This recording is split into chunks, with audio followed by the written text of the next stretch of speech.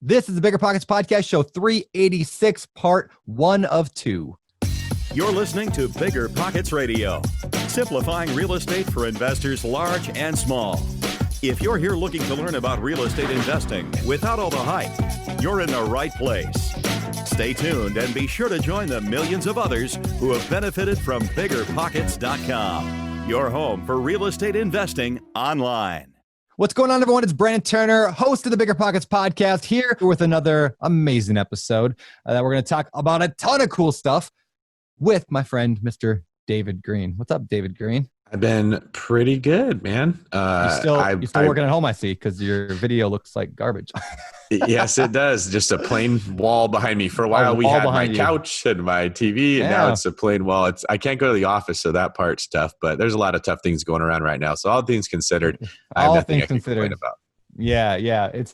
It's one of those, first world problems, I guess. You got a plain wall behind you. You don't have the blurred background that I got.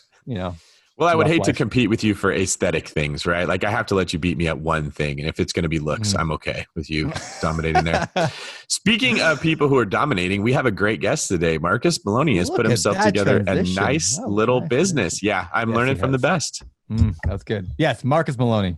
Yeah, keep going. You were on a roll. I want to hear it. Let's hear it. Yeah. So Marcus is a Phoenix wholesaler and flipper. He's also got some rental properties. He's I'm definitely adhere to this style a little bit more of you go find the lead and then you figure out what to do with it. You can wholesale it, you could flip it, you could keep it as a rental. When you become an agent, you can even put it on the market and list it. Because I know that lead generation is the most important part of making money in real estate, I like having multiple exit strategies to do stuff. And Marcus has done exactly that.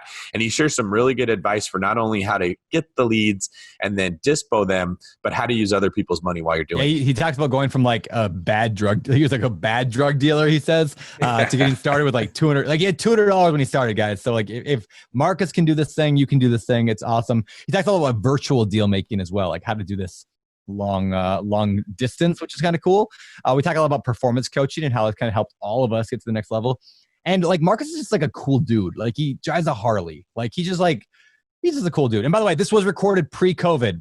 That's why part 2 is going to be tomorrow. We're going to do a follow-up. So nothing really changes from this episode. We just wanted to bring Marcus back tomorrow on the show to just find out like what's changed in his business. And some stuff did change. So make sure you're listening to today's show. And then tomorrow, listen to the next episode, part 2 of this podcast. No, I think just so you guys are aware, Brendan and I are switching things up a little bit where we're interviewing the guests and then we're following back up with them to see what has changed either since COVID-19 hit or how their business has been updated. Because as you guys know, like business is a fluid thing. It doesn't just stay in one place. So we're trying to give you the perspective from the front looking forward and then the end looking backwards so that you get a better picture of how their business is operating as a whole.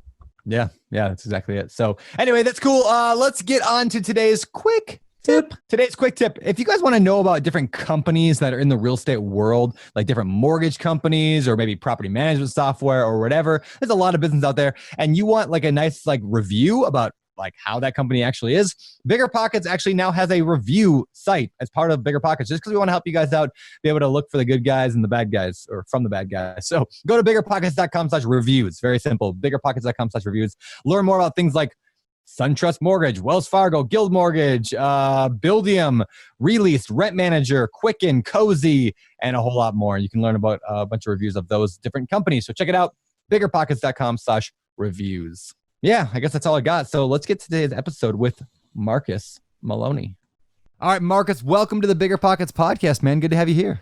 Thanks, Brandon. Thanks for having me. And thank you, David. Yeah, so this is going to be a lot of fun today. So I know a little bit about you only because you write for the Bigger Pockets blog. I see your name around all the time, but I don't know your story. So I'm kind of excited to dig into that today. So why don't we start at the beginning then? Like, how did you get into real estate?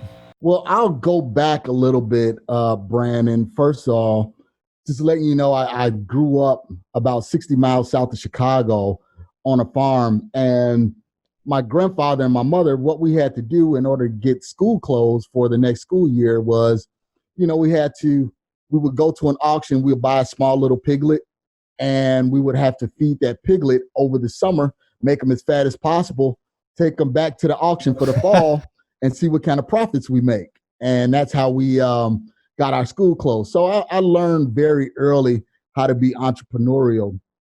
And just from that, man, we kind of spawned and did other things. My mom started a nonprofit in Illinois. And that's really how I got started in real estate, is because we were buying these properties and we were putting transitioning families into them. And I was doing human resources at the time, but I found myself constantly going out with the contractors and hanging out with them and checking up on the work and see how things were going. And then voila, I knew that this was my actual mission. This is what I was supposed to be doing. And that's kind of how I got started in the real estate.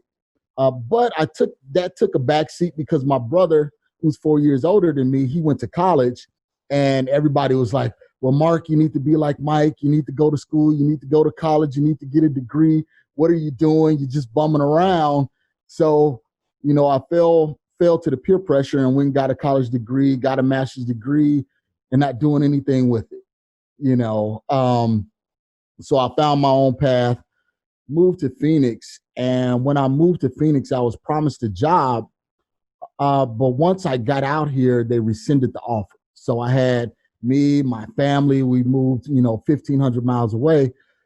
So I immediately had to get to work, and I figured that during this time was the best time for me to really do what I wanted to do. Yes, I could go out and just get some menial job because I had a master's degree, but I really wanted to do what I wanted to do, which was my passion, was real estate. So I started listening to BiggerPockets. Actually, I was listening to BiggerPockets on my drive from Chicago to Arizona. And that's how I found you guys. And I was like, man, you know what? I don't have any idea what they're talking about direct mail and yellow letters and stamps and envelopes. But during that time, I just knew real estate was my passion, and I didn't have any money. So wholesaling was my entry into real estate. That's awesome. All right, so you're listening to us, and you got walk through that very first deal. Then the first thing you did on your own there, what did that look like? Okay, so the first deal I did on my own was I did a small. I started with $200, Brandon. I had a small $200 First Premier credit card, and I said, you know what? Everything that I hear about is just being consistent. So I would mail 10 letters a day, handwrite them, put my own stamps on them, mail them every day. And then I got a call from a lady, and she had a single family house, but then it had a guest house in the back. And I talked with her, negotiated, got it for $50,000. I couldn't justify the rehab costs or anything like that. So I'm really just winging it. So got it for $50K, and then I immediately posted it on Craigslist. So you know how old this is. I'm talking about Craigslist. Honestly, it was about 10 minutes, 15 minutes later, I got a message. Somebody gave me a call, and they said that they would buy it for $69,000. So I'm thinking, wow, this is 19 grand right off the bat, on my first deal. And went through, I didn't know how to talk to the seller. I didn't know how to talk to the buyer. I didn't know if my numbers was right. I didn't have a title company, so right now I'm just flying by the seat of my pants, but I knew, hey, I got a master's degree. I could figure it out. Even though I'm not doing anything with the degree, I could figure it out. And lo and behold, we closed that, and it was $19,000. And my wife, she really understood what I was doing, and then I just spawned from there. So are you saying that the key to getting your spouse on board with real estate is to bring home a check for $19,000 to start the conversation? That's right, man. You got to have some money. When you got a wife like mine, man, money talks. Everything else is nothing.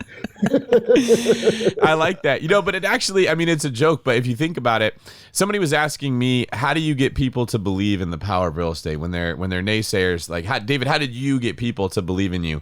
And I thought about it, and I said, I really didn't even talk about it until I'd already done it successfully. They really couldn't deny what I was, the power of real estate, because I'd already owned a bunch of rental properties and made a bunch of money and had a bunch of equity. And it had changed my life. I didn't have to work as much as other people did. And I think there's something to be said for, before you try to win people over, go do it, be successful, and have a little bit of firepower behind you. Because I can see how, honey, I want us to invest in real estate, and all the what ifs start in her mind, and then you put a check down, that probably quiets a lot of those questions. Yeah. And not only that, David, remember, we moved out here. I didn't have a job. She was really the primary breadwinner at the time. And it was like, okay, you got a master's degree, go and get a job. And I was like, well, no, that's not what I want to do. If I wanted to just work, I could have stayed in Illinois, So it was really that paradigm shift. And then that's when I started, reading Robert Kiyosaki's stuff. And I was like, okay, I'm just going to jump out here and do it. And at the time I wasn't a young buck either. Yeah. Hey, how old were you when you started that? I was 36. All right. That's good to hear, because a lot of times I think on our show, especially, we have a lot of, like the 20-year-old, the 25-year-old. It's like, wow, look at this. And so it's good to know, you can get started later. Not like 36 is late in life, but you can start it later in life, and it works. I've had people talk to me that are 50 years old, 60 years old saying, can I still do this? And my answer is usually, well, I started when I was 20 with no experience, no knowledge, no idea what I was doing at all. We didn't even have BiggerPockets like we did today. Didn't have podcasts, didn't have the webinars. And by 27, I was able to quit my job. So if I can do it in 7 years with none of that, somebody who's 60 with all that life experience and all of that, everything they've got bringing to the table, yeah, it doesn't really matter what age you get in. It's doable, and probably a lot faster than I did it. Now, before we jump into more of your story, that first deal was a wholesale deal. Can you Can you explain what that is for those who don't know? Maybe they're brand new to the podcast today. They're not sure what this is. What is wholesaling, and how does that work? So basically, wholesaling is you're leveraging the seller, actually. So what you're doing is you're marketing to a seller that's in some kind of distress situation. So they may be going through pre-foreclosure. It may be an absentee owner, which is a landlord who's currently doing an eviction, or somebody that's behind on tax liens. Actually, this deal was a tax default deal. So I talked to the seller, told the seller, hey, we can pay $50,000 for it, put up the earnest money. So now we have control of that deal. And during that time, I had a 14 business day inspection period. So I had almost a month to try and find my back end buyer.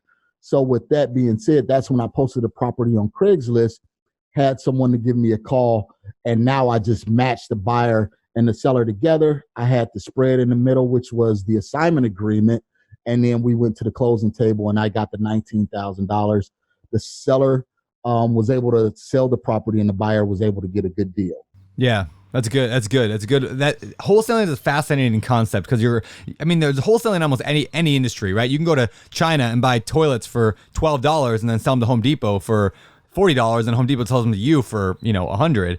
And so there's a wholesaler in the middle of a lot of different businesses. This is just real estate. Now and we are not lawyers. We're not going to go into depth on what the right and wrong way, but just understand, if you're listening to this and you're like, that sounds amazing, there are legal ways to do this and there are illegal ways to do it. And depending on what state you're in, different states have different rules. So just make sure you guys do your homework, and make sure you're not doing anything wrong. The illegal part usually comes from practicing real estate without a license, and some states define wholesaling as, yes, that is, and only a couple do that I know of that are really strict on it. But even people are still wholesaling there. So again, there's ways to do it. There's ways around the rules. You just got to make sure you're doing it right. And to make sure that I was doing it right, Brandon, I went out and I invested my time, energy, and money, and I got my real estate license. Nice. That way I wouldn't run into any roadblocks, because I always, again, I had, a family, so I didn't want to go to jail. That wouldn't be the right way to start off my life here in Arizona, but there was one key thing that you said, earlier in the conversation, and you were talking about some self-limiting beliefs, right? That was me. I was like, I'm 33. The people that I hear on BiggerPockets, they're in their 20s. Am I too old? And then you have the young people that say, am I too young? Yeah. So just letting people know, hey, you just got to quiet that noise that's in your head and get out there and get started. Well, a lot of the other noise that you hear is, I'm not ready yet. People think they got to build up a buyer's list and they got to have a lot of pieces in place, so when they get the deal, it's all lined up. But that's really not how most success works in business or being an entrepreneur. What you did was you went and found the deal, and then you scrambled to put all the other pieces together. If you had waited till you had a list of buyers from Craigslist before you went looking for the deal, you never would have ever got anywhere. And I really like to highlight that part, because so many things in life work that way. You don't know what step 3 is going to be until you get to step 2. You have a very hazy idea what step 2 is going to be when you're on step 1, if anything. But you feel the motivation to move along once you start the process. Like once you had that deal, you felt, man, I got to go find a buyer. Where am I going to look? Okay, I know people look on Craigslist. I start talking to my friends. Maybe you went to a real estate meetup and you told people, hey, I got a deal for whatever it was, $65,000. Who wants to buy this thing? And then you realize, oh, that worked. I could do that again. Where else could I do something that's just like that? And that's really like how you build up a business and a system. It is. And I always tell people, it's not just perseverance and tenacity, but you got to have faith. I had to believe that I was able to do this. That was one of the things, it was like, I had these self-limiting beliefs, But I was like, you know what? I'm just going to throw caution to the wind, and I'm just going to get out here and do it. And if I fail, you know what? So what? So what? I can fall back on this master's degree that I'm not doing anything with, you know? So I really had to jump out there and take that leap of faith because, again, you know, I had a 5-year-old, a 6-year-old, and a 13-year-old plus my wife. So everyone was looking to me like, hey, you better make this work. That's awesome. Okay, so what came next? So after that, so I had the $19,000, and I had to set some to the side because, again, I didn't have any other income coming in. So I paid up rent, you know, for some months in advance and paid my tithes, gave 10% to a charitable contribution. And then I used that money and I kept marketing. So I went back and I said, okay, well, if I did this one, let me try and do it again. And honestly, just do what I did before. And now I just started marketing and doing more. So I started putting a lot of that money into marketing. Can I make a quick point before we get to the marketing? Because I really want to get that, but I want to make sure we touch this beforehand. I love the fact that you said I took part of the profit and I paid it forward, basically. I tithed it, I gave it to a charitable organization. So many people out there, they have this concept of, I'm going to start giving money away when I'm rich. But I've always believed that if you have $1,000 and you can't give $100, you're not going to give $10,000 when you have $100,000. You're not going to give $100,000 when you have $1 million. Giving is kind of a heart issue more than it is a dollar issue, and so I love the fact that you just said, I'm gonna set this aside right now and give that. And there's also something that just frees us in our mind when we do that, that says, releases our grip on money and the scarcity mindset we have.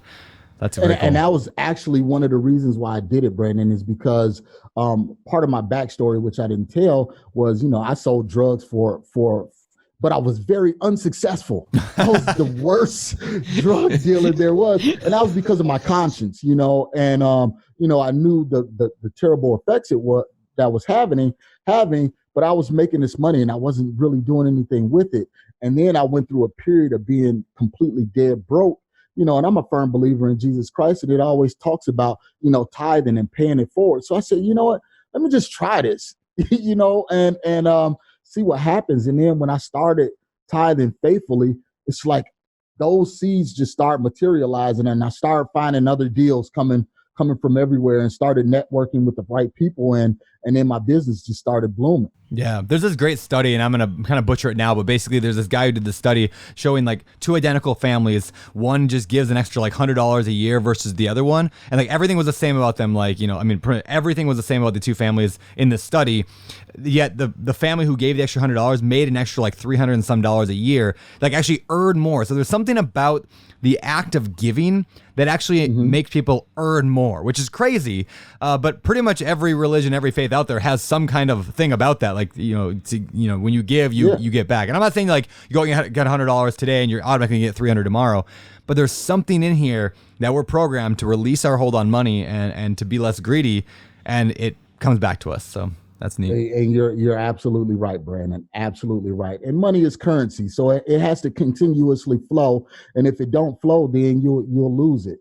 So that's one of the things that I learned about it. So that was my entry, into real estate, was really doing these wholesale deals, and still doing it right now. And one thing that I also wanted to share was the person that really became my mentor and showed me how to do everything. And the reason why he became my mentor is because one of the first failed deals that I did, I sent it out. I had this small little buyer's list, and he looked at it. He said, dude, what are you doing?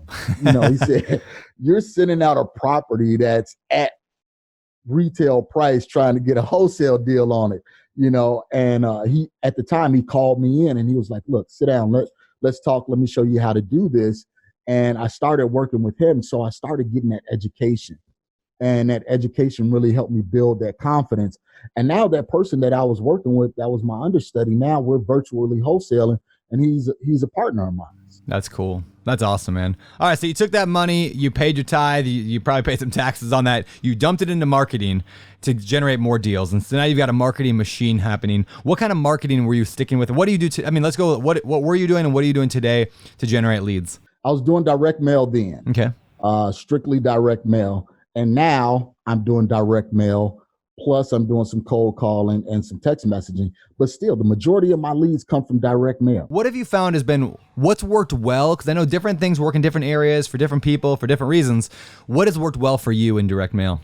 Well, with direct mail, it's a professional letter, full color, with a professional envelope, full color. I don't subscribe to the postcards. I know people have the impression that they're cheaper, but if you're with a local mail house, they'll teach you how to send out that professional letter with a professional envelope, the same cost that people are sending postcards.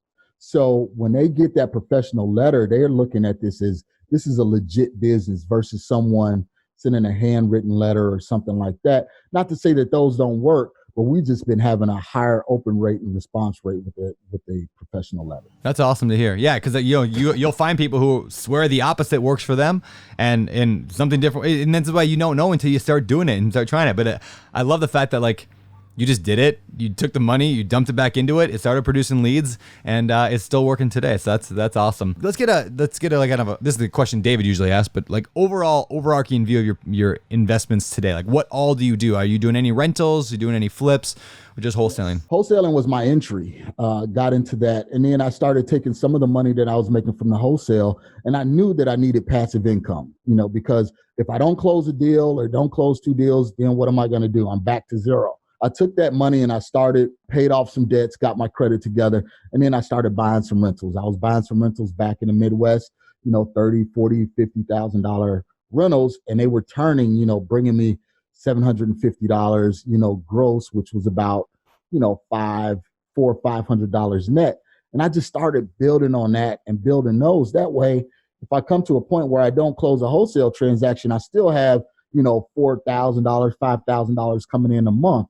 So that's where I'm at right now. And then I started, listening to you, Brandon, about the BRRRR method. So I was like, okay, well, I'm going to try that, So I would buy these properties, undervalue, put $10,000, $15,000 into them, get them leased up. And that way I would then pull that equity out and go and buy another one. So I've been really focusing on doing that more so now. We're still doing the wholesale, but we know that passive income, is really the meat and potatoes. And in the midst of doing that, we found, and I know this may be a little bit off topic, but we found a turn of the century school that was built in 1897. And we converted that. When I say we, my family and my partner, we converted that into a daycare. So we purchased that property for $70,000. We put another 30 into it. So we were all in at like 100. And now that property, every month we get $2,250 on. Are you running the daycare, or are you leasing it to someone who runs it? Leasing it. We're leasing it out to someone. That's awesome. So you basically investing in real estate that invests to like it's basically investing in commercial real estate at that point. Yeah. So you're not dealing with that's cool. My mom did daycare all growing up. That was my mom's job. Was she did in our house daycare, and I'm actually I'm a very big believer in that business model. Like, not that I'm going to jump into a daycare center, but I'm actually a big believer in it because it's like reoccurring subscription revenue that will never end no matter what. Like, we are always having kids, and people are always doing it, and parents aren't working less these days. They're only working more, which means there's more need all the time. So that's a cool recession resistant business right there. Yeah. And the good part about it, guys, is that I said we had the nonprofit back in Illinois. So the daycare is affiliated with our nonprofit. So the lease is a triple net lease. I don't have to worry about paying anything. They pay everything. Actually, my sister-in-law is the one that runs the daycare. So I'm pretty much hands off. And I know that money is coming in every month, like clockwork. That's awesome. So how many rentals did you end up with in the Midwest? So in the Midwest, I have 9 doors currently. Okay. And then I know one thing that really appeals to people about wholesaling is that you can kind of cherry pick the deals you want to keep and then sell the rest. Are you keeping anything you generate in Phoenix, or are you just taking the money and putting it into rental properties in the Midwest? I'm just taking the money and putting it in the rental properties in the Midwest. And that's because I'm just getting the better returns out there. Now, properties appreciated so much here in Phoenix to where, you're really not making any money. Yeah. Tough to cash flow. So then who are typically your end buyers that you're wholesaling it to? Fix and flippers. Fix and flippers. And we just did one that was going to a landlord. So it was a small deal, and he said he wanted it, and we just flipped it on over to him. We were going to keep it and just use it as a rental, but it was a little bit too small for us. So we just put it out there to our buyers list just to see what happens, and someone raised their hand, and we'll make, $7-8 grand on that one.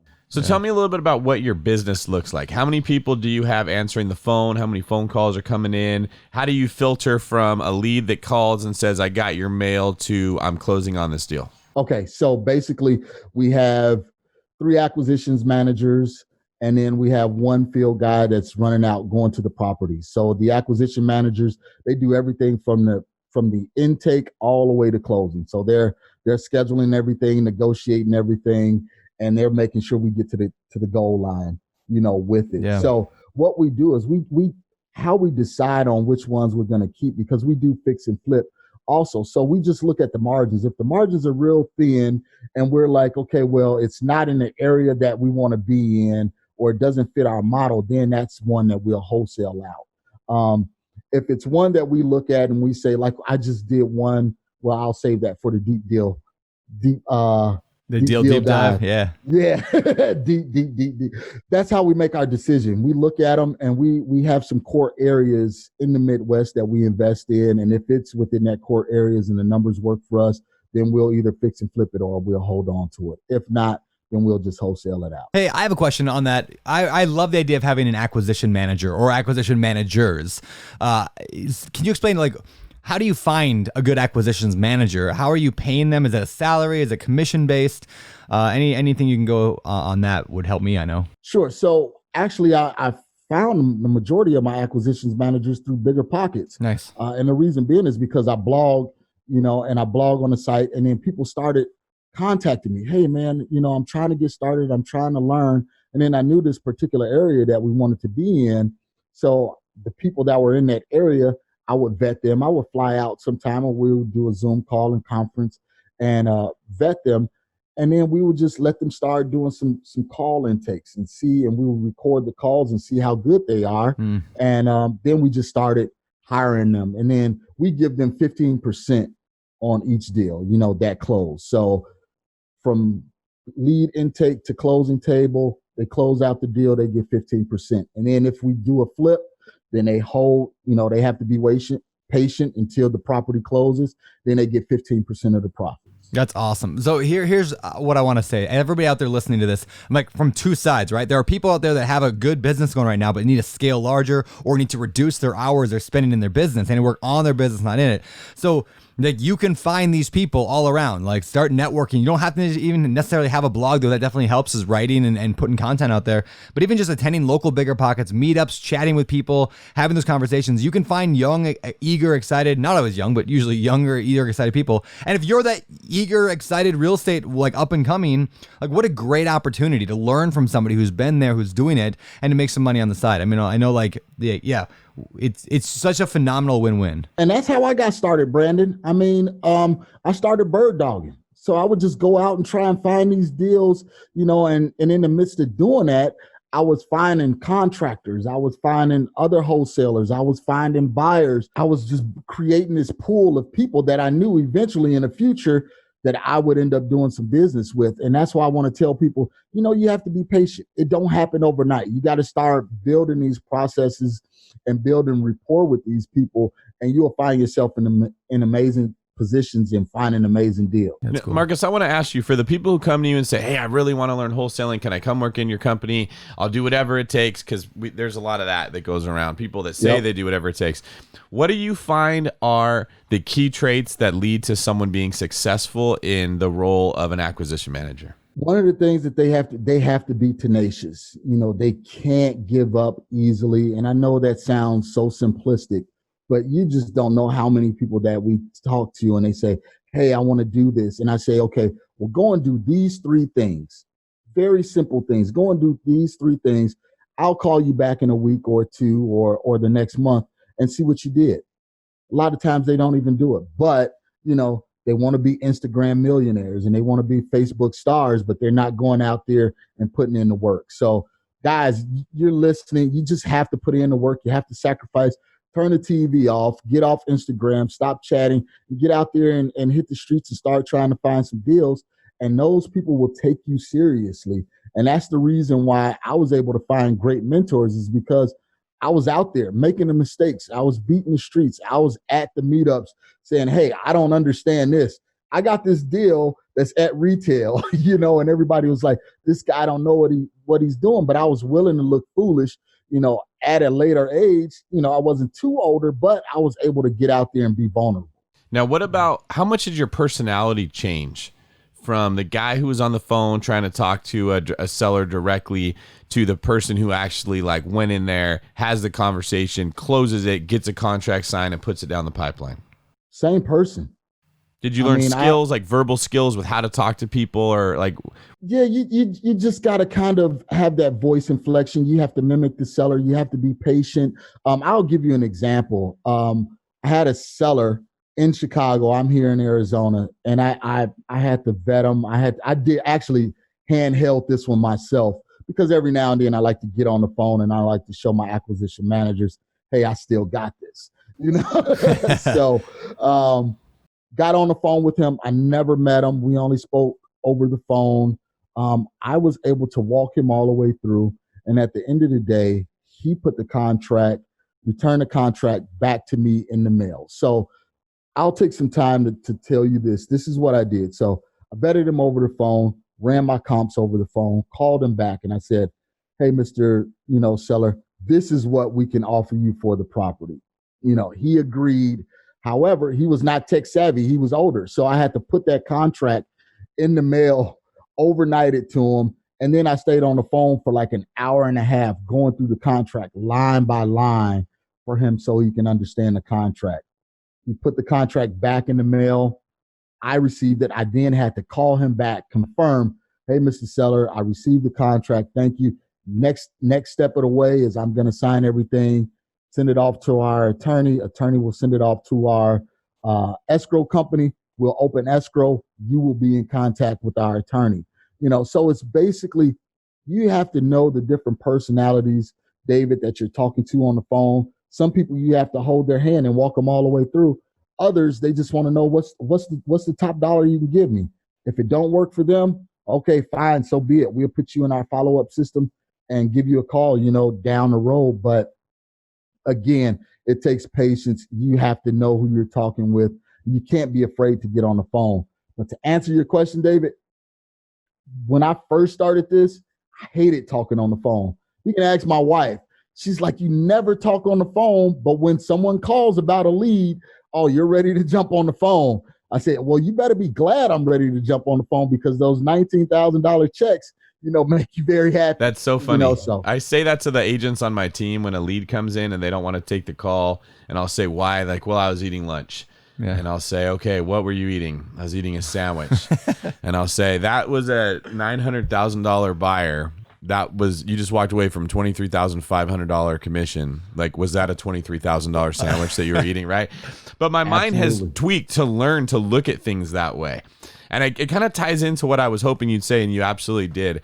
A lot of the newbies who get into real estate investing, and there's all kinds of ways. There's wholesaling, there's flipping, there's buying rentals, there's multifamily. There's even being a real estate agent. In a sense, you're still working in the real estate world. Yep. They want to take the version of themselves they are right now and make it work in a new world. And a lot of us, the way that we learn how to work is we start in a very big company, and the bigger company that you're in, the less you can get away with doing. You can have a very specific skill set when your company has 500 people and all you have to do is look at financials, or all you have to do is answer a phone, or maybe support somebody else who's in sales. But when you get into our world, it's like entrepreneurial world where you get a really big piece of that pie. You got to do a lot of the different jobs. And people that don't do well walk in with this expectation that they're going to be themselves in the new world and get the same results they've always got. And as an entrepreneur, you cannot think that way. You got to think, I will become whatever I need to be in this world. I don't like talking on the phone. Well, I'm going to have to learn how to talk on the phone, right? I don't like to be interrupted when I'm eating. I like my downtime. Well, then you're going to lose $23,000 because that lead doesn't care that you're eating a sandwich. They don't really care how you feel at all. And that's one of the things I think that when I look at somebody and they say, hey, I want to do this, I'll usually test them. Like, do you understand that you're not going to just be able to look at an Excel spreadsheet all day long, that you actually in this role have to be somewhat engaging with people? And are you willing to make that change? Are you willing, like you said, to be rejected and look like a fool at the meetups? Yep. I bet you 9 other people start the same time as you. You're the only one willing to look like a fool. You're the one who learns at a rate 50 times faster than them. They'll eventually get to where you are 15 years later because they don't want to go out there. They don't want to put themselves out there. No one's giving them advice. And I just want all the listeners to understand you could do anything in the world that you want to do if you're willing to adapt to whatever you have to adapt to do it, you know? And this world is, you're able to when it's just your personality, right? I couldn't change my body to be like a horse jockey. That's not going to happen. I don't have the ability to go be a horse jockey, right? No, I don't think so. Right. There, and then but maybe I could have the body of an NFL football player if I really, really work super hard, but I'm never going to be like an NBA center. There's physical limitations on what you can do in that world, but in this world, there's nothing but your own attitude that determines how well you'll do. And if people understand, if I go work for Marcus, I'm going to have to do these things, and they're willing to do it, and they just do it until they become calloused and it doesn't work, but doesn't bother them anymore, they will be successful.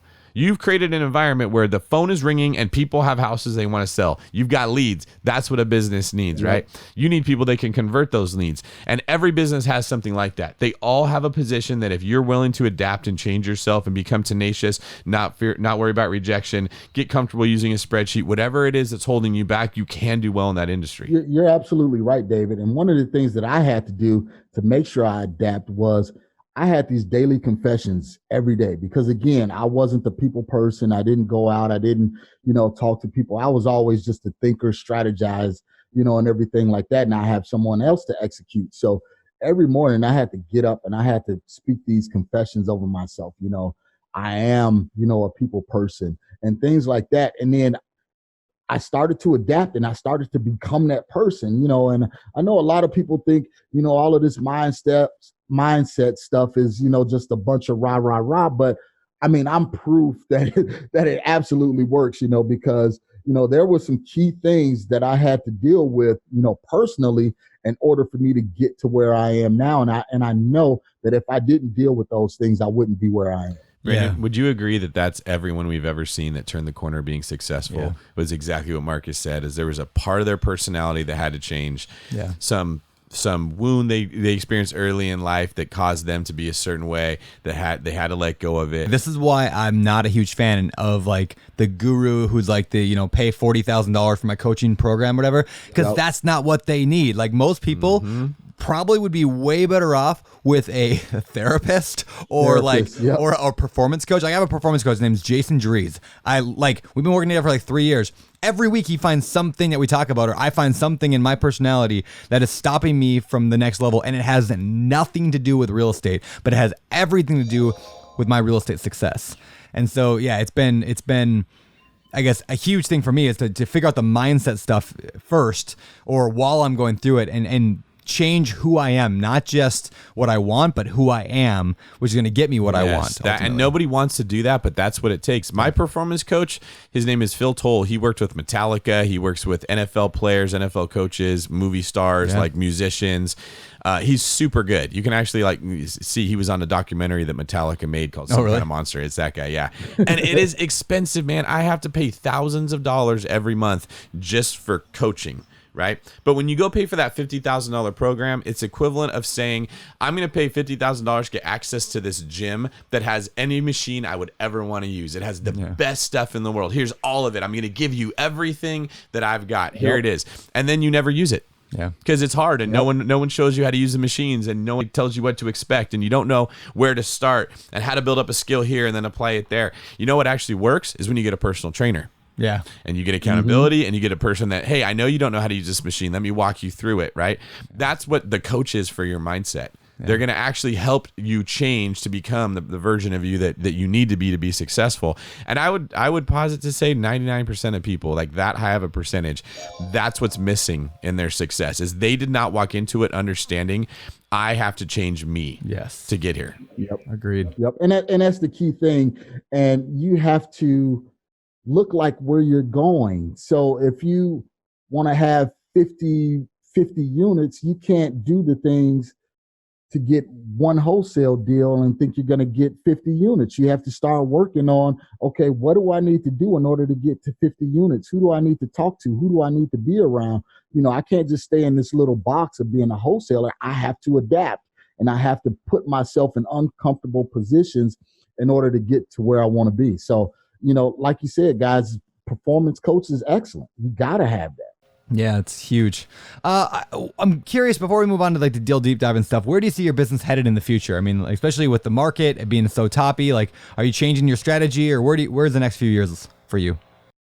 We are. So with Phoenix, since it has become so top heavy, we started virtual wholesaling. And that's why I was talking about being on the phone.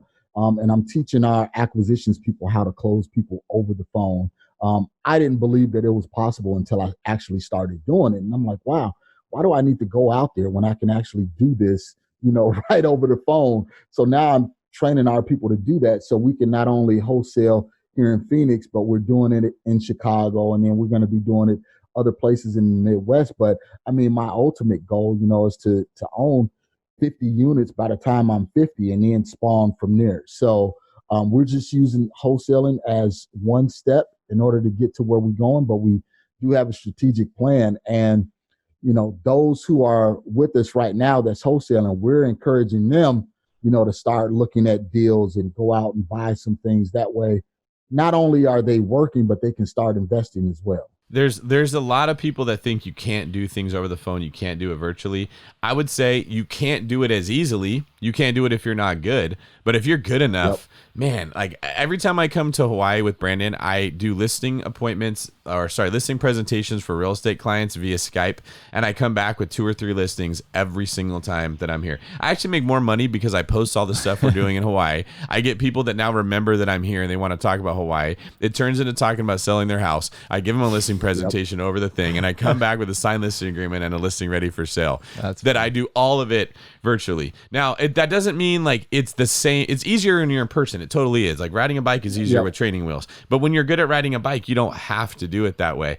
And now you've done the really smart thing where you're like, all right, this is a super competitive market. I don't want to be investing here. Very similar to me saying I don't want to buy in California. It's just too expensive to buy rentals. So where are all the deals? Okay, I'll go there. And then you ask the question, how do I do it? What would it take to do this? And the answer was, boom, well, I'll just get really good over the phone. And now you've got another business. Yep. And that's basically what we're doing. Most of our deals are coming from the Midwest. We just received 3 contracts last week. All of them were basically over the phone, vetted over the phone, closed over the phone, and send us the contract. You don't have to have another brick and mortar place. You don't have to pay rent in another spot. You don't have to pay for all the typical costs that you would have to do to start a business. You've already got all these fixed costs in place with what you're doing, and you're just bolting this on. So your expenses don't go up at all. And other than maybe whatever you have to pay people to do due diligence work out there, but your income rises exponentially and your profit margins just go up really high. Yeah, and then even with our team that's out there in Chicago, we even meet with them on Skype. Here's our weekly meeting. We go over our KPIs. This is what we're doing. This is where we want to go. Here are the leaders. Here are the laggers. Let's pick it up and let's see what we can get done the next week. You're speaking my language. I love that. Yeah. KPIs, lead, lag. I love that stuff. Awesome, dude. Well, let's move on to the next segment of the show. I want to get to know one of your deals better. So it's time for the Deal Deep Dive. Thought I was going to get you on a water drink there. I was to say, how can I screw David up here? But you did it. This is what you were telling me last night with Heather when you wait till she's taking the bite of the very last French fry as it's going in her mouth. Yeah, I was like, can I have a bite? Well, it's me and Heather are sitting together. That's what I do. Anytime she's eating anything that we're sharing of some kind, I'll just kind of keep an eye on where it's at. The last sip of a drink or the last French fry, and then just very casually, just be like, hey, can I have a bite? Right when she's eating that last bite, and every time her heart just stops, oh no, I feel so bad. And even though she knows I do this to her 100 times a day, doesn't matter. Every time there's this moment of oh no, oh wait, he's just being a jerk, and then because that's the best part. That is the best part. All right. Well, speaking of the best part, let's get to the deal deep dive. We're gonna get to know one particular deal you've done. So you got something in mind? Yeah, absolutely. So this was a hotel deal that we did. And again, this was all vetted over the phone. Yeah, where's it at? This is in Chicago. Okay, single family house? Single family house in Chicago. Hotel, if you guys know what a hotel deal is. Yeah, explain that. Sure. So similar to a wholesale deal, contacted the seller. We got the property under contract. So instead of turning around and then just assigning it to an end buyer, we actually took it down. And the funny thing about it, Brandon, is the person that took it down for me was my attorney. He saw the deals that we were doing because he was closing all of our deals in the Midwest. And he was like, hey, how can I get a part of this? And I said, here's the deal here. It's limited risk. You can be a part of this. And he put up all of the money, all of the cash, no dime out of my pocket. That's cool, man. So what you're saying is a wholesale deal is where you put a contract or a property under contract and sell the contract to someone. A wholesale deal is where you're actually closing on it and then you're selling the property to somebody else, but you got title. Is that correct? Exactly. So I'm holding title, and then we go out and find, normally it's just a traditional end buyer. Now, this wouldn't be part of our deal deep dive, but I'm curious, how do you determine when you should wholesale and when you should wholesale? Actually, that one was very, very specific. That was the first one that I've actually done. And really, I did that because I wanted to build this relationship with the attorney. Mm-hmm. But I'll get into that, David, when we talk about this. Okay. This deep deal, awesome. Deal deep dive. So on this deal, how'd you find it? Direct mail, sent letters from here in Phoenix. We got a local mail house in Phoenix, that coordinates the walk sequence. So again, we can get these full color letters out for 49 cents, the same as people will pay for postage. All right. How much was the property? Like, first of all, how much was he asking for it? And then what did you end up getting it for? So she was asking for 100. She was asking for 100. The property was in meticulous condition. At the end of the day, I tried to talk her out of selling it to me because I want it to be a win-win for both parties, and I was looking at the best interest for her. She was an older lady. Her husband passed away, so it was a deceased mailing, and she just said she couldn't do it anymore. So I talked to her for about 4 to 5 months. So I told her the initial call, she said she wanted $100,000. She sent me pictures, text me pictures. And I looked at it and I said, well, you know what? Maybe you need to list this property on an MLS. She'll get way more than what we're offering, But by the way, this is what I'm willing to offer you. I'm willing to offer you $51,000. ARV was 180. So I thought it was over with. Yeah. Thought it was dead. Thought it was over with. We were 50 grand away, and then she just called me and she was like, you know what? I don't want to go through it with the realtor. I'm keeping up with the electricity, the bills and everything like that. $51,000, send me the contract, we'll do it. Wow, awesome. Well, that kind of explains how you negotiated that thing. Yeah, you actually tried to negotiate for her instead of you, but that worked out good for you. That was awesome. I did, but you know what, guys, it's my whole approach is service. I want to make sure we provide service to our sellers, to our buyers. So if the deal don't make sense for them, don't do it. Don't do it. I 100% agree with you, because what happens is you unlock your own subconscious to be on board with supporting what you're trying to do. Yeah. It's the same way giving works. When you know that if I make this money, I'm giving this much of it away, your subconscious knows how good that feels. And it's like, I want you to work harder, and it gets behind you, empowers you. I feel that same thing as a real estate agent when I'm representing a seller. And let's say I've listed your house for $700,000 and I got some buyer who just needs it so bad, and I've negotiated him up to like $805. Okay. And we're going over who's going to pay the title and escrow fees. It's so easy to just be like, I don't care. We're making $105,000, right? But all I think about in my head is they hired me to get them every single dollar that they could. So I'm going to drag out this title and escrow thing for another 48 hours and make them think that another buyer is going to come pay more, even though that'll never happen, because my conscience needs to know that I did the best job I could.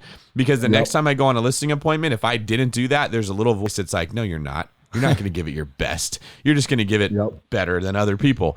And so you have to be true to yourself. You have to satisfy who you are as a person. And when your subconscious lines up with your goals, that's where you actually make really big progress. And so I 100% agree that the way that you do it is the way that it should be done. You got to follow what feels right inside. Yeah, and a lot of people, they, especially wholesalers, I understand you're just now getting into real estate and you're trying to make, as much money as you can so you can pivot and do something else. But at the same time, it's just about service. And again, that's the reason why I was a horrible drug dealer. It was because of my conscience. I was thinking that as I was talking, actually. Thank God that you were a really bad drug dealer, because now we get to talk to you about house dealing. yeah. So, and that's what I preach to all of our people, is just provide excellent service, and the money will come on the back end. So To answer your question, Brandon, I didn't have to do much negotiating because I told her what we was willing to pay. It was way lower than what she was willing to accept, but due to life circumstances, she came back around and she was like, look, let's just get it done. With this one, I did fly out to Chicago to meet her. I mean, I was talking to her on the phone for 4 to 5 months. We had built up this rapport. So I said, you know what? I'll fly back. I'll see you to get a chance to see my family also. And when I walked in the property was in such great shape. You know, I could have licked the floors. The floors were just refinished, new windows, new roof. Everything in there was new. And then again, I told her, I said, are you sure you want to do this, you know, for $50,000? Because you could definitely get more listing it on the MLS. And she said she just don't want to deal with it. And signed the contract right there, got it for 51, sent it to our attorney. And that's when he said he wanted to be a part of the deal. We took it down. He gave us 90 grand. We was assuming that we was going to do a light flip on it. So we put 40 into it. That's what we was assuming, we was going to put 40 into it.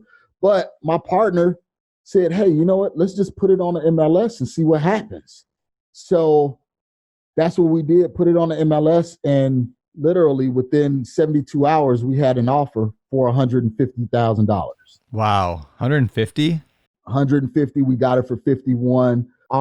Our buyer had some contingencies, so we had to pay some contingencies. We redid the garage roof.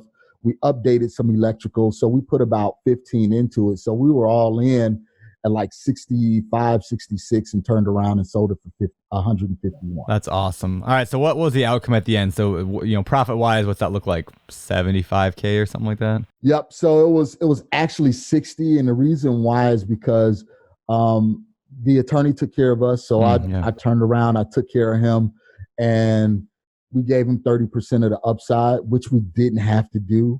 But again, I'm a relationship person and he has more money. So he has more money to filter. So I was like, well, we'll take the bite on this end and make it up on the back end. So we netted 60 grand on that. That's awesome. Isn't there a saying like if you shear a sheep, you can always shear it, but if you kill it, you can only kill it once? Yep. I don't know if that's a phrase. Did you just make that up? No, I said it, but I'll give you the opportunity to make it up and take credit for it later. The idea is, right, you made that attorney happy. You sheared the sheep. He's going to come back with more I think wool. you're thinking of the golden goose. That. You don't want to kill the golden the goose that lays the golden eggs. You know, because they could be two different parables with the same. There's something about shearing a sheep. And listeners, when you guys are hearing this, can you please go on like our Instagrams or something and set me straight on this parable that I'm really messing up? I've been too focused on analogies lately, and my parables have fallen off. You are working on a new book. I got another analogy that's similar to that. That's with a male cow, a bull, and his son. But okay, I know that one. We're not talking about that on the podcast. I'll tell you that one later. All right. So, what lessons did you learn from this deal? I learned to be patient. That's one thing. And I learned to listen because at first I was just going to do the flip regardless because we could have made another 25, 30 grand. We could have sold it for 185, you know, if we would have went in and put another 40 into it. But I was like, well, why put 40 into it to make 30? It makes no sense. And why go through the headache? So it was really one of the things that I learned was really listening, you know, to others, listening to my partner and some of the other people that I sent the deal to just to kind of vet it because, I thought it was too good to be true. And instead of us doing the flip, it was like just wholesale it and get rid of it and move it. Yeah. Awesome, man. Very, very cool story. Well, that was a good deal deep dive, but now it's time to head over to the fire round. All right, time for the world famous fire round. These questions come direct out of the BiggerPockets forums, which of course our listeners should go and access by going to biggerpockets.com/forums and jump in. There's people like Marcus hanging out in there all the time. Marcus, number one from the fire round. Corey from Raleigh, North Carolina. It's like the French way of saying it. You should know that because we were just talking about that Darius Raleigh. Rucker song Wagon Wheel. Yeah. He talks about Raleigh. He doesn't say Raleigh. Well, whatever. He does say Raleigh. Let's say you've got $100K saved up to invest in real estate. What would you do to generate the highest possible return with average market risk? With $100K, you know what? I would look to probably partner with somebody so I can buy some multifamilies, some larger multifamilies, somebody that's syndicating or something like that, because that way that money can continuously turn and turn and turn. And then you have the tax incentive versus trying to go out doing a flip or something like that and getting hit over the head 30% on taxes. Nice. Okay. Yeah. Next question is from Aaron Withana. It's tax season. What do you do for your taxes? Do you use a professional CPA? And if so, do you have any tips on finding one? I use a professional CPA. Tips on finding one is really ask around. Go into BiggerPockets forums. Wherever you live at, your area, ask some of the other investors that's in there. One thing I do want to say is don't just grab any accountant, because some accountants are not really specialized in investing. So make sure you find someone that has a background dealing with real estate. Yeah, Brandon and I were just talking about this yesterday, that finding a good accountant is one of the hardest things to do, because their answer is almost always depends. Yeah, it depends. Like, yep. It was the same thing. I hated that when I was a police officer. I'd ask guys like, okay, so let's say the suspect does this. Can I do that? And the answer was always, well, it depends, right? Yeah. If he's beating somebody with a hammer, you can. But if he's tickling them with a feather, then you can't. And I was like, if he's tickling them with a feather, I'm not asking this question, right? Like, right, can't you just give me a straight answer? And it's tough when you're in any kind of a position where there's liability on the advice that you give somebody, and it makes everybody. So you have to really, really look hard to find that CPA that's confident enough in what they're doing and experienced enough that they can give you good advice. Yeah, absolutely. All right, number 3, Jose from Joliet. Yeah, I can't help you on this one. Joliet, Illinois. Joliet, Illinois. All right, you know this. Illinois. I recently started wholesaling. I don't have a ton of money to spend on marketing. So if all the deal finders out there, what marketing strategies are working best for you for somebody who doesn't have any cash? Wow, networking. That's one of the best things to do. Go to all of the different meetups, things like that. Start networking. If you don't have a lot of money, then start bird dogging. Get with an experienced wholesaler and go out there and try and find deals for them. That way you can make some money and still try and learn how to wholesale. So I would say go out, make sure you go to all of the meetups, have your face everywhere, and try and find you a mentor. But you got to, when you're looking for a mentor, you have to be willing to work. You can't just say, I'm looking for a mentor and then don't do anything. All right. Really good. All right. Last question is from Rick in Hackettstown, New Jersey. That is a funny name. How did they end up naming the town Hackettstown? Probably something horrible happened there. Mass murder by Hackett or something. All right. The question is, I've been told to build my cash buyers list before I get deals. But what do I say to the people that call me looking for the deal? I won't have a property to offer them, and they won't get. And will they get ticked off and not want to work with me? No, they won't get ticked off, because right now, in almost in every market, people are trying to find deals, and buyers know that the more that they're on wholesalers' buyers list, the more opportunities they have to find deals. So again, that's that limiting belief. Maybe the buyers won't want to work with me. Just get out there and do it. So what? Get their email address. And when you do come across a deal, now you can send it to that buyer and see what he'll do with it. Yeah, it's like if somebody calls me and is like, hey, Brandon, so I'm looking for deals on Maui for flips. I don't have anything yet, but I'm working this strategy. I'm really trying hard for this. And when I get something, can I bring it to you? Would you want to buy it? Like, why would I say, why would that make me mad? I'd be like, what, you don't already have something? Yeah. Well, you don't have a deal. You're wasting my time, peon. No, I'd be like, yeah, go get something, bring it to me. Now, it's that I wouldn't get on a phone for 8 hours with that person because, they haven't proven themselves. But can they bring me a deal? Yeah, no one's going to say no to that. And that's how they prove themselves, is by bringing something to the table. That's it, man. Beautiful. All right, very, very good answers to the fire round. And now it's time to move to the last segment of the show. Famous Four. All right, time for the Famous Four. These questions are the same 4 questions we ask every guest every week here on the BiggerPockets podcast. Favorite real estate related book? Man, I have to go with the classic, and that's just Robert Kiyosaki's Rich Dad, Poor Dad. I got it up behind me. Make sure I filter through it at least once a year. Very cool. What about your favorite business book? Power of Broke, man. I like that because, starting out with no money, you got to hustle, and you don't, you're bringing nothing to the table but your skills, your education, your knowledge, and you have to turn that into capital. So Power of Broke by Damon Johns. All right. I've not read that one. I'll put it on my list. When you're not wholesaling and dropping $19,000 checks on the table to show off to your wife, what are some of the hobbies you enjoy? Man, I have 2. My son, he's 10 years old. He's a little league full contact football players. So I go out there and I volunteer with the coaches. They just won a championship yesterday playing 7-on-7. That gets me energy, get me going. And then I'm an avid Harley rider, man. I got a custom Harley, so I get out there and spend some time strategizing and thinking while I'm riding. So let me ask you a question. When you're out there with the other parents of the football kids or your motorcycle buddies, how often do you talk about real estate? It always comes up, even though when I try not to talk about it, because a lot of them are, on my social profiles and things like that, I talk about a deal that I've done or something like that. They want to congratulate me. They want to ask, hey, how can I do it? So it always comes up, even when I'm trying not to. The best part about our profession is that riding a Harley with a bunch of guys or watching your kids game is work. I know, yeah. Right? If you just talk about real estate and people remember you and say, hey, can you help me buy a house? Or, hey, I got a deal I think that you need to look at. You just got paid to go have fun. Yeah. Yep. What's also cool, and I've said this before, is how real estate is a cool profession. Like we're cool dudes to a lot of people. That sounds stupid, but people are like, the Harley guy who I think is super cool, but he's looking at you going, dude, that guy does real estate. Like I've always wanted to do real estate. Everybody wants to do real estate someday. Yeah. Everybody has I want to do that poll sometime soon and ask the question to a random 1,000 Americans. Do you someday want to invest in real estate? I bet you it's over 90% would say yes. Oh yeah, I can almost guarantee that. Because everyone just knows deep down that real estate's where it's at. So anyway, if I get people constantly people be like, yeah, congratulations on that deal you just closed. I'm like, how would you even know about that? We don't even, and they're like, oh, I saw it on your Facebook or your Instagram. So talk about your successes. It's a great way to get people to congratulate you.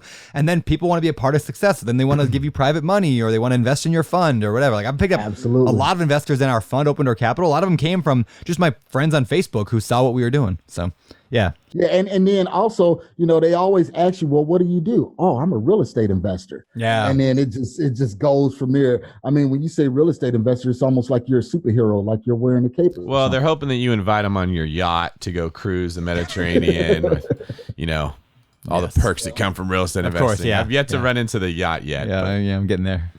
Yeah, working on it. All right, Marcus, what do you believe sets apart successful real estate investors from all those who give up, fail, or never get started? Man, tenacity and believing in themselves. That's basically it. They got to have that tenacity and grit, and then they got to believe in themselves, and bet on yourself. Love it. Very cool. All right. For people that want to learn more about you, maybe want to work with you, mentor from you, how can they find out more about you? Man, they can find me on BiggerPockets, all of my social media profiles there. And my social media handles are MRCS Maloney. That's at Twitter, at Instagram, at Facebook, or they can go to marcusemaloney.com. Marcus, thanks for being here. Thanks, guys. And always remember to enjoy the journey. I love it. This is David Green for Brandon putting fun in funds. Turner signing off. You're listening to BiggerPockets Radio, simplifying real estate for investors large and small. If you're here looking to learn about real estate investing without all the hype, you're in the right place. Stay tuned and be sure to join the millions of others who have benefited from BiggerPockets.com, your home for real estate investing online.